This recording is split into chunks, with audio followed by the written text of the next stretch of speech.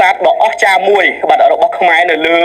បាទខ្នងភ្នំអ្វីដែលបងប្អូនបានទទួលជ្រាបហើយថាជាប្រាសាទដែលកសាងឡើងនៅក្នុងសតវត្សទី11ដល់សតវត្សទី13ដោយព្រះបាទជ័យវរ្ម័នទី7ដែលមានទីតាំងបច្ចុប្បន្នហ្នឹងគឺស្ថិតនៅក្នុងភូមិតំបន់សែនជ័យនៅក្នុងឃុំគោកមនស្រុកបន្ទាយអំពិលខាងខេត្តឧត្តរមានជ័យហើយបញ្ជាក់ជូនបងប្អូនថាបាទប្រាសាទនេះបាទគឺរៀបចំក៏ដូចជាកសាងឡើងដោយបុព្វបុរសខ្មែរដើម្បីជាទីតាំងសក្ការបូជាហើយបើតាមការសិក្សាស្រាវជ្រាវមួយចំនួនបានលើកឡើងថាតាមពិតទីតាំងនៅប្រាសាទតាមាន់ធំនេះដំបូងឡើយកាលពីមុនសម័យអង្គរទៀតណាកន្លែងហ្នឹងក៏ជាកន្លែងមួយដែល